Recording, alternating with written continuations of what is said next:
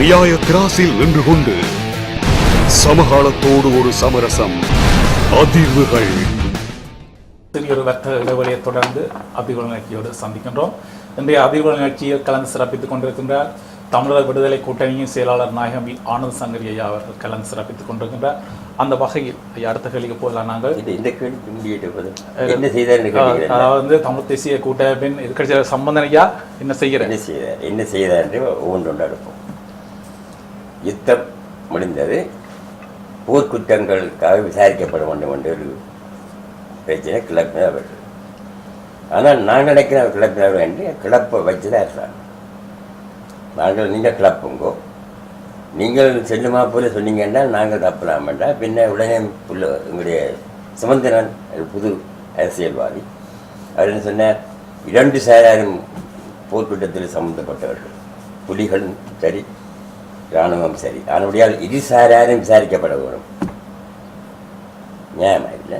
அவங்க விடுதலை புலிகள் ஒரு அமைப்பை சேர்ந்தவர்கள், அவர்கள் தங்களை இஷ்டப்படி செய்யல, அவர்கள் சில கட்டளை நிறைவேற்றினவர். இவர்கள் இராணுவம் என்ன நிச்சயம் அரசாங்கத்தார் ரெகுலரான இராணுவம். அப்போ இப்போ என்ன கொண்டு வந்து விட்டுக்கண்டேன், பேரளவில் அரசாங்கம் சென்று அவர் சிங்கள மக்களை திருப்திப்படுத்துறதுக்காக விசாரிக்க மாட்டோம், எந்த இராணுவத்தையும் கேள்வி வைக்க மாட்டோம், எந்த இராணுவத்தையும் தண்டிக்க மாட்டோம் என்று அம்மா முதலில் சந்திரி அம்மா இருந்து ஜனாதிபதிக்கும் சொல்லியாச்சு. இவையில் விசாரிக்கணும் சொன்னால் விசாரித்து முதல் சாட்சி சுமந்திரனாக இருந்தால் அந்த கேஸு குப்பைக்கு போகும். என்ன தூக்கியாரும் வண்ணி பாருவான் 2 கேள்வி, தம்பி நீ சுமந்திரனோ எம்பி என்ன நீங்கள் இந்த இதை பற்றி என்ன, அதை யார் 2 பேரும் தான் கொண்டவன், அதுவும் கூட கொண்ட புலிகள் தான் கொண்டு வந்தான்னு அவள் போயிட்டு வர சொல்லிவிட்டோம். இது முதல் மாத்தஎன்ன. அப்போ இன்றைக்கு நாங்கள் நினைக்கிறோம் அரசாங்கத்தை சண்டை பிடிக்கிறோம். அரசாங்கம் திங்கிற மக்களை சொல்லுது, இவர்கள் கேட்கிறார்கள், நாங்கள் கொடுக்க மாட்டோம். உண்மை என்ன என்றால் இது திட்டமிட்டது சதி. ஏனென்றால் விடுதலை புலிகளை விசாரிக்க முடியாது, இவர் விசாரிக்க சொல்லி கேட்டாலும் முடியாது. விசாரிக்க போனால் இப்போ நடந்துட்டு பார்த்து தெரியும், 20 வரையும் பேரும் தீர்ந்து அது ஒரு 2வது. இந்த காணியில் போய் இந்த சனம் 150 நாள் வச்சுருக்க இடங்களில் 150 நாள் இருந்துட்டார் சொன்னாங்க. பூனை கிழமை கிளிநொச்சி போய் நான் போய் இறக்கி சொல்கிறேன்ம்மான்னு சொல்லி இப்போ ஒரு கிளம்பியை பிடிச்சி போய் சொல்லி போட்டு வந்திருக்கேன். இல்லை கடவுளுக்காக சொல்லி கடவுளுக்காக சொல்லி கடவுளாக கண்முடிக்க மாட்டேன். அது எனக்கு தெரியாது. ஒரு கிளம்பி வந்து கட்டிப்பிடிச்சி அடுது வா அம்மா பேர் அப்படி என்ன இன்னும் அம்மா இந்த ஒரு இறக்கி காய்க்கிறோம். எங்கே காய்ச்சல் யாருக்கு ஒரு வண்டி நீங்கள் காய்க்கல இங்கே நீங்கள் இன்றைக்கு அரசாங்கத்துக்கு இந்த அரசாங்கத்துடைய படம் என்ன உயிர் இதில் இவையெல்லாம் தங்கியிருக்கு.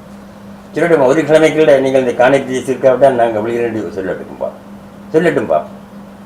அப்படின்னு சொல்ல மாட்டோம். ஏன்னா கவர்மெண்ட் கலைஞ்சும் நாங்கள் இந்த பதவி போயிடும். 1 2 இப்போ மற்றது இது பெரிய ஒரு விஷயம் என்னென்றால், எங்களுடைய எதிர்ப்பு இந்த அரசாங்கம் காணியை பிடிச்சி வச்சு நாங்கள் எதிர்க்கிறது காரணம் எங்களுடைய இடத்துல காணி பிடிக்காது என்றுதான். அந்த காணிகள் அது அரசாங்க காணியோ அது ஆற்ற காணியோ எங்களோட பக்கத்தில் இராணுவத்துக்கு காணி சரியில்லைன்னு தான் ஆரம்பித்தது. இப்போ குறுகி வந்து தீர்ப்பாப்பராவு அந்த இடம் கிளிநொச்சி அடிக்கிற சின்ன இடங்கள். இப்போ அரசாங்கம் தந்திரம் கண்டுபிடிச்சி என்ன சொல்லிக்கும், தனக்குத்தானே நஷ்டம் கொடுக்கும். தனக்குத்தானே இது 300 எத்தனையோ லட்சம் அரசாங்கம் இராணுவத்து நஷ்டம் கொடுக்குது. அப்போ இந்த கதை என்னென்னா, அந்த தனிப்பட்ட காணியை தான் கொடுக்கப்பட போகுது, மற்ற காணிகள் தொடர்ந்து இராணுவத்திலும் இருக்கும். அதற்குத்தான் நாங்கள் எதிர். மக்களின் காணி ஒரு பக்கம் இருக்கு. நீங்கள் வந்து 20 இப்போ நான் வெள்ளப்பாட்டுக்கு போனேன், வெட்டாப்படை போனால் கிட்டத்தட்ட 3 கிலோமீட்டர் அவங்களோட இராணுவத்தின் ஏரியாவில் போகிட்டு 3 கிலோமீட்டர் காணியாக இருக்காங்க.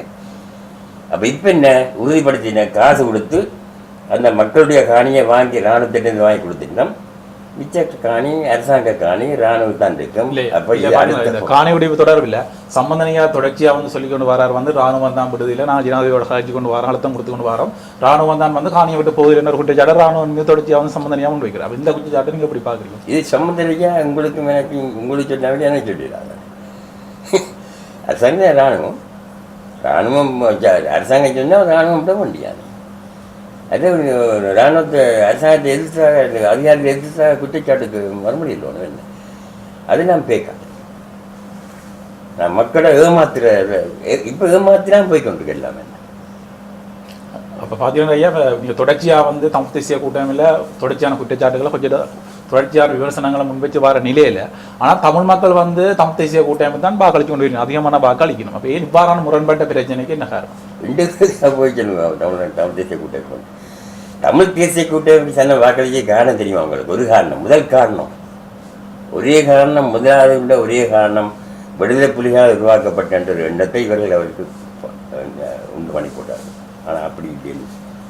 திருப்பி இத்தனை மொழிகிட்டேன் நான் தராக்கியே சொல்லிட்டார். ஐயோ இந்த இராணுவம் தான் இதை துவக்கினன்றதோ, இந்த விடுதலை புலிகளை துவக்கினன்றதும் போய் விடுதலை புலிகள் தான் வழிநடத்துகின்றது வெறும் மாயை.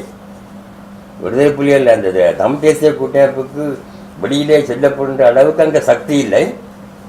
சும்மா வெளியில் உள்ளவருடைய பிரஷர் அந்த அவையண்ட தெரிவேண்டிய அதை காட்டி வேறு தாங்கள் பெரிய ஆக்கள் மாதிரி காட்டினோம். ஆனால் சில அரசியல்வாதிகள் புள்ளியை நுள்ளி தொட்டிலே மாட்டிக்கணும் என்று பகிரங்கமாக நான் இப்போ பத்திரத்துக்கு எழுதிட்டேன்.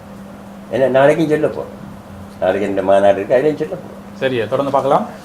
பார்த்தீங்கன்னா இந்த தமிழ் மக்களுடைய இனப்பிரச்சனைக்கு தீர்வாக வந்து பல ஆண்டுகள் பல சந்தர்ப்பங்களாக வந்து பல தீர்வு திட்டங்கள் வந்து இலங்கை அரசால் முன்வைக்கப்பட்டது.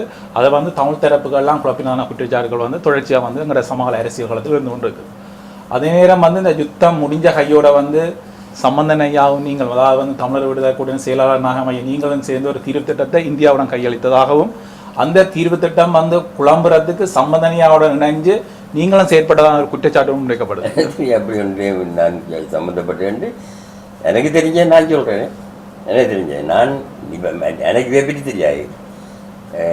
ஒரு தீர்வு திட்டம் சினிமாவோ சந்திரிகா பண்டாக கொண்டு வந்தது, அதை நாங்கள் ஆதரிச்சு நாங்கள் இப்போ யுத்தம் முடிஞ்ச கையோட தீர்வு திட்டம் இந்தியாவில் கையளிக்கப்பட்டு அதில் குழப்பப்பட்டவர் இல்லை. அப்படி ஒரு நடக்கேட்டு யுத்தம் முடியக்கு முந்தி அவர் ராஜீவ்காந்தி கேட்க அந்த தீர்வு திட்டம் முன்வைக்கப்பட்டது. இல்லை, யுத்தம் முடிஞ்ச கையோட வந்து ஒரு தீர்வு திட்டம் வந்து தமிழ் தேசிய கூட்டமைப்பால் கையளிக்கப்பட்டது. எனக்கு தெரியாது. அது யுத்தம் முடியல நான் இல்லையே தமிழ் தேசிய கூட்டமைப்பில் அவர் என்ன எடுத்துக்கொள்ள இல்லை. தீர்வு திட்டத்துக்கு வந்து உங்களை தமிழர் விட பங்கண்ட அடிப்படையில் உங்களை கேட்டதாகவும் இல்லை, அது பொய்யிட்டு இருக்குது. 2004ஆம் ஆண்டு தமிழ் தேசிய கூட்டமைப்பு என்ன என்ற கழுத்தறத்தை விட்டுட்டு கழுத்தறக்க மட்டும் இல்லை குத்து குத்தி எனக்கு சொல்லி கிட்டத்தட்ட 50,000 மக்களுடைய மரணத்துக்கு காலாக இருந்து விடுதலை புலிகளை முற்று முழுகா பூண்டோடு அடிக்கிறது காலாக இருந்து போட்டு இது இப்போ 2004ஆம் ஆண்டு யுத்தம் முடிஞ்ச 2009ஆம் ஆண்டு நான் அழிக்கப்பட்டுட்டேன். அரசியலில் என்ன சம்மந்தம் முடிச்சுட்டாரு.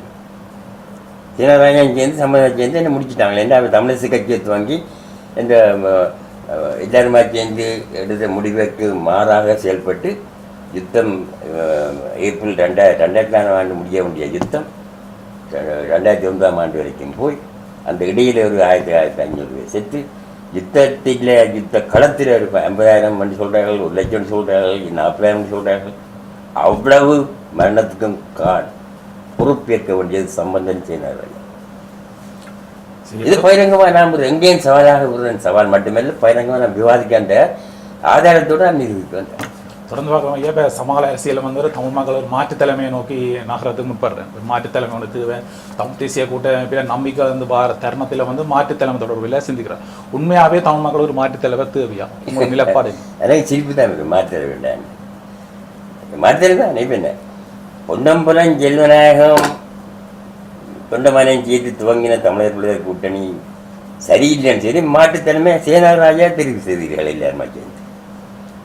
தகுதியா? அந்த தகுதி சேனாராஜாக்கு இருக்கா?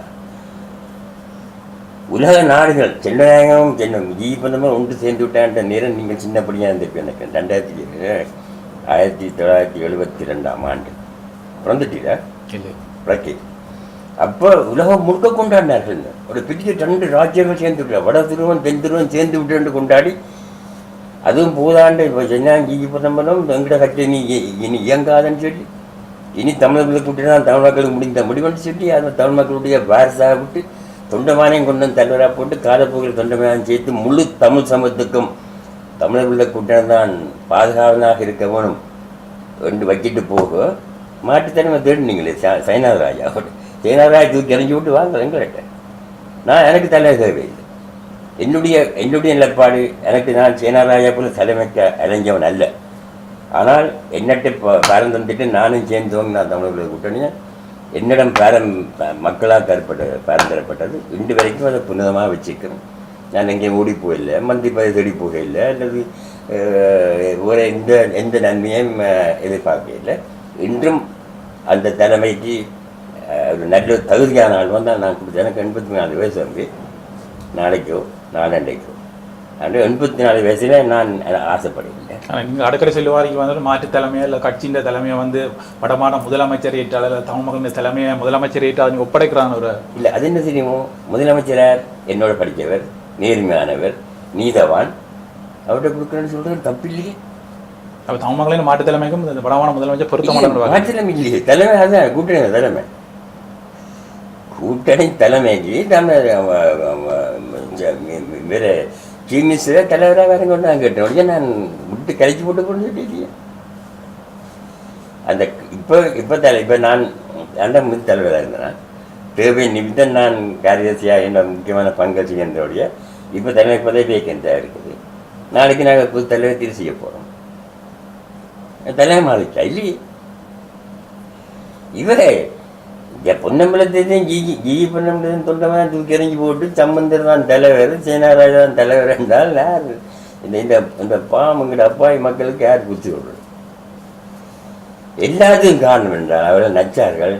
விடுதலை புலிகள் தான் இந்த பின்னணியை நிற்கின்றார்கள். தமிழ் தேசிய கூட்டமைப்பு தமிழ் தேசிய கூட்டமைப்பு பின்புலத்தில் தமிழக விடுதலை புலி இல்லையா நீங்கள் சொல்லுங்கள்? கடைசி வரைக்கும் இல்லை, புலிகளே சொல்லிட்டு. அப்போ இப்போ தேர்தல் காலத்தில் வந்து தமிழ் தேசிய கூட்டமைப்பு வந்து தமிழோட விடுதலை புலிகளை கோஷம் ஒழிப்பு தானே வந்து அதான் சொல்லுங்க மாத்தண்டு சம்பந்தர் இப்போ போனோட வச்சுருக்கிறேன். இந்த தமிழ் தேசிய கூட்டமைப்பு யார் வாங்கினேன்ட்டு அந்த கதை இப்போ என்னத்துக்கு முதல் நான் காப்பாற்றேன்னு சொல்லிட்டு போனால கிளினிச்சு சொல்லிட்டு போனாங்க.